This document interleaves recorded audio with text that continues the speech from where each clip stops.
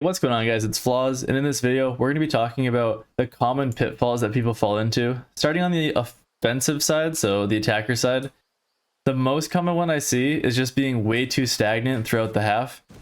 This means like you're doing the same play, hitting the same site, doing the exact same start to the round. Like it could be like throwing a knife here. Doesn't matter like what character you're playing, you're going to do the exact same thing every round. Obviously, that's not what you want to do. It's a lot easier for them to just kind of understand what you're doing at the start of the round and counter that. Like if you're throwing a knife here, they just wait here.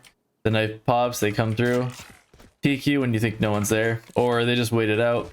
If you're on defender side, same thing. Like you go for info at the start of the round and then you just fall back into the back of the site. Obviously, you don't want to be doing that every round. You can do that every here and there throughout the half, but if you start doing that too much, they might just post up with like an operator or have the whole team just kind of wait for you, get a free kill, and then hit that site if they're all just kind of holding this. Second thing I'm going to talk about on the offensive side is kind of waiting for your team to do too much. This could be, you know, someone smokes right here on the defensive side, and then you just have everyone sitting like here. Everyone's waiting. Obviously, no one on the defensive side is going to really swing through their own smoke, so there's no point in just sitting here waiting, kind of holding like this, holding the door. Nothing's really happening. What you should be doing in that time is just like trying to figure out another way into the site, or what you're going to do once the smoke drops. Like, okay, once the smoke drops, communicate with your team. Be like, hey, once the smoke drops, I'll smoke stairs and we can hit the site or something like that. Just don't be like standing completely still looking at nothing. Like don't just like expect your team to start kind of making the comms. Make them yourself and just understand what the play is going to be for the next step of the round. Another thing on the offensive side, don't feel afraid to be the first one to die. This is another common thing that happens later in the rounds where you kind of are in that kind of spot where you're blocked off with a smoke or something, and everyone's like, well, whoever peeks that person on site's probably dead. Like, it doesn't matter, just swing them, die. You swing that person, you die, you know, your team's right here to trade it. So keep that in mind. Like, if you're going to be the first one in, it doesn't matter. Your like stats on the score sheet matter far less than the scoreboard at the end of the game. Just always keep that in mind. Like, people are going to say, yeah, you got this many kills. It doesn't matter. It literally doesn't matter at all. If you're playing well, like your team's trading your kills, or they aren't, you know, it doesn't matter. If you're making the best play for your team each round, eventually throughout 100 games, 200 games, you're going to win more games than you lose if you're making better plays than the other team. If the other team's sitting back, you know, they're like playing like this, or they're playing backside, and then they get like a little bit, you know, scared of the actual hits gonna come in, they back up onto the site. You know, maybe they get a kill or two back here, but they're doing a far less for their team than if they just played this angle, maybe got some damage, understood that they couldn't come deep into the site. So then when their team rotates in, they know to have guns out if they are already like fighting someone. But if they're like this, sitting way back here, your team, when you rotate in, doesn't know. So play for info for your team. Don't just play for kills for yourself. Anyone can get kills themselves. Not everyone in your ranked games is going to be getting info for the team. So any bit you can do for that's going to help a lot. Also on offensive side, once the spike's planted, don't be that guy that's trying to end the round in 10 seconds. Most of the time in pro matches or high level games, you're getting that spike down and everyone's just sitting in a spot that makes it really difficult to retake. Like, you might have someone here holding like an angle like this or something, someone right below holding like this, or maybe even like a better angle like here. So that way if someone is seen here, you can spam fall back, get that info. If someone peeks in the top here, this person should get that kill. If they don't, you just swing up, get that trade. Like high-low is always a good one, like someone here, someone below. That's something I see like very underutilized in a lot of matches, even high-level ones. Like playing high-low when you should have the advantage is a great way to just kind of finalize the round and win it out. If you play for your solo kills, or you're peeking too often, eventually you're going to get out-aimed, you're going to get out-dueled, then you're going to lose more rounds than you should have. So keep that in mind. Your utility is very important in each game, but it's not the thing that's going to win you every round. At the end of the day, your gunfights are going to win you the rounds. You playing smart, peeking for information. If they're on the spike, you can see this. Peek like that. You see they're off the spike. There's no reason to peek for 3 seconds. I see people peek see that they're off of it, and then they go, oh, I can get that kill. Like, just ego peeking. It doesn't matter. Like, you can get the kill probably, but why even give them the chance if you could just fall back, have them like make the actual decision to hit the spike. When they hit that, you can re-peek, and that's a far better fight to take than just swinging when they know exactly where you are after that. Rotating to help your team, that's a tough one, like on the defensive side. Let's try to say more on the offensive side. If you're kind of playing a default and your team gets a kill on the other site, it's not always the best play to just completely get rid of like your map control that you had right here. Like, let's say we have everyone split up on the map, we get a kill at B. It might not be the worst thing just to kind of hang out for here, like in this area, wait for a rotate, and then maybe you hear some footsteps, they break the door, or they're rotating in. You can come through here and get like a very free kill later in the round, or you just make a play where you kind of lurk up behind them at B. Like, Valorant's a game where like the maps are so unique where you can kind of make these plays that are very hard to like defend if you're on the defender side, because you can find these holes in their defense that like just make it so that the round's almost unwinnable, or yeah, it's almost unwinnable for the defenders. So keep that in mind. Like, just because your team says that we're gonna hit C doesn't mean you have to go with them right away, especially if they get like 1 or 2 number advantage on the round. Like, there's a really good chance they're still gonna hit the site and do fine without you.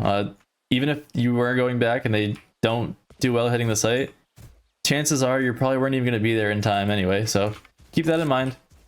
Let's talk more about the actual defender side. So first thing I want to point out, at the start of the round, you don't want to give up your map control that you should already have. What do I mean by that? Like, right here, it's fine to hold this at the start of the round, the wall drops, hold this. You see anyone, maybe shoot a couple times, fall off. You want to just make sure you're understanding where the enemy can be at all times. A is a little bit tougher. B is very tough, but holding like this angle, just a pixel angle, you see the red thing come by, just back up. That's all you have to do. That is way more important than someone playing like here back a site, because guess what? It's Valorant. People are going to smoke you out. People are going to nade you out, and you're going to be completely useless to your team on the site. If you play here, it's infinitely better. It's harder to smoke you out. They could still flash you out, like, fair enough, but you can get 1 kill, maybe 2 kills, and that's plenty for your team. Like, that's job done for your team. You don't have to be the person that's, you know, staying alive, getting 4 kills at the end of the round. Like, you're way more likely to get 1 or 2, or at least 1 kill and some damage onto the next person, and that's going to be way more beneficial for your team than if you just sit back at the site and they rotate 5 in here, plant the spike, and then they can play back here with a retake and just kind of hold these angles. Like, you getting a kill and making it chaotic on the site is way more important. Same thing goes for A over here, or any map, but this is just like a good one for example. If you're playing this angle, you know, maybe you see one or they throw like a nade or something, you can call it out. You can obviously knife. Like I said at the start of the video, don't get too into just doing the exact same thing at the start of the round. Maybe delay that knife. You can jiggle it like this, jump spot, just kind of change it up a little bit to the point where they can't just read you every round, and they get to make the decision of what they're going to do to react to what you're throwing. So you can delay that, you can throw it right away. You can even go to different sites if your team's up for it. In solo queue, I'd probably recommend just staying to your own site. Don't kind of rely on your teammates too much on that end.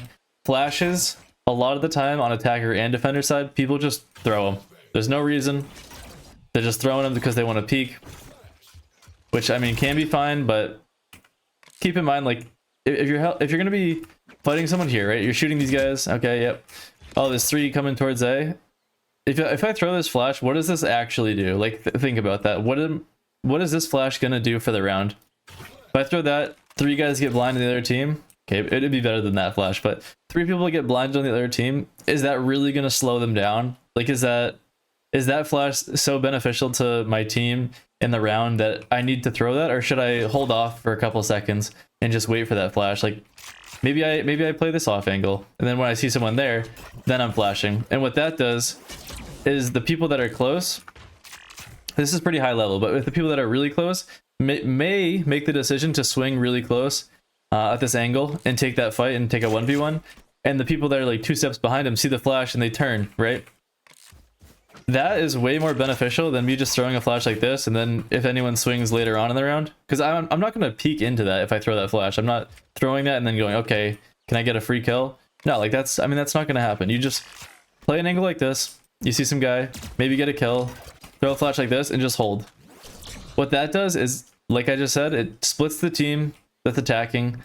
That makes it so you're a lot more hard to kill on defender side. Maybe you get that kill and you fall back even farther. Throw a flash like this. Keep jiggling. Just keep delaying for your team to come back to the site.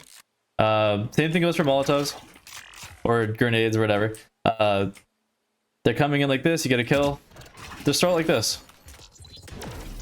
Play behind it. Play like this. Doesn't matter. You can re-peek into it once it's been popping a couple times. It does the exact same thing. It just delays the split. Might split them up a little bit so that 1 or 2 are in. You can get those 2 free kills. Maybe your team can even rotate in during that time, and they can just swing with you, hold this angle, hold that high-low like I was talking about earlier.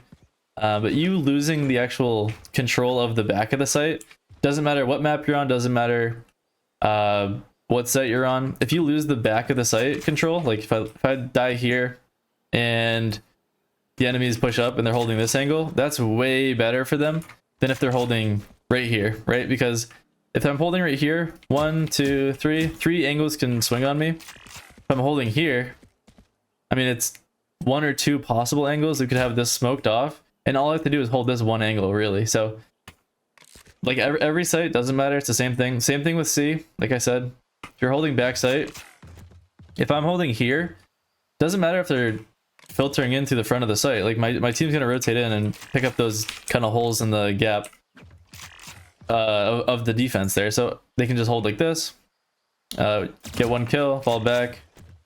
Maybe your team, I mean, that's a tough rotate out, but maybe you're holding like this, holding this angle, get 1, throw a Molotov close, something like that. Maybe this is smoked, so you can kind of back off, play a different angle, come back, play this site. It just makes it a lot more chaotic for the people that are actually attacking, and the callouts have to be a lot cleaner. But yeah, just try not to lose backside if you're playing on defense. Obviously, they're gonna hit nice shots every now and then. Nothing you can really do about that. Don't play solo. That's another like huge one. It's easy, like it's easier said than done. But if you're like this, you get a kill, and you're like, I mean, that was a sick shot. Let me re-peek right into him, and you get maybe 1 more. 2 kills isn't. That's not securing the round, really. Like, I mean, it feels nice. You feel like, yeah, like I did my part in the round. But okay, like let's say I get those 2 kills and I die, right? That's still 3-on-1 on C if they choose to hit it really quickly. Like, just because I'm pushed up and I got a couple kills really quickly, that doesn't really keep the information for the rest of the round. Like, they kill me, right? Oh, okay, like, oh, they're hitting C, they're hitting C, like, and then your team rotates over to C. But then what actually happened is they killed you and they go, all right, let's go back to A. And they fall back. They hit the A site, no one's even there. Like, just in those weird timings. So, honestly, 1 kill here, get some info. You know, it doesn't scan anyone. Oh, okay, maybe they're delaying, so I'll play a different off angle and I'll jiggle, or I'll just play something like this and have my teammate like a killjoy set up a turret or something back there, just so that we have a little bit of info before I have to kind of swing and start spraying people down. It's just these little things on like the defense side. You can also see I'm not even like talking about playing with teammates. That's a whole other thing. Like, on no matter what side you're playing, you always have to just work around your teammates. They're not going to make it so that you win the round 100% of the time, but it makes it a lot easier to, instead of like just one person swinging and giving you a clean 1v1, wouldn't you rather have 2 people swinging? Like, if you have a teammate that's like this, they're fighting, another person swings out behind, also takes that same fight, it's way more likely that you're going to win that gunfight and maybe any following ones of people swinging afterwards than if you were just to swing like one person by themselves, because a random headshot, you know, obviously it's like a very quick paced game that can just lose you the round, lose you the game sometimes. So I hope this helped anyone that's been struggling on winning rounds, losing rounds, playing high level Valorant, or just kind of just trying to improve their game. If you guys have any questions, leave them down in the comments down below. I try to read them all. I should get to all of them as well. And if you guys want to see more content like this and more tips, let me know in the comments down below. But otherwise, I'll see you guys in the next one. Later.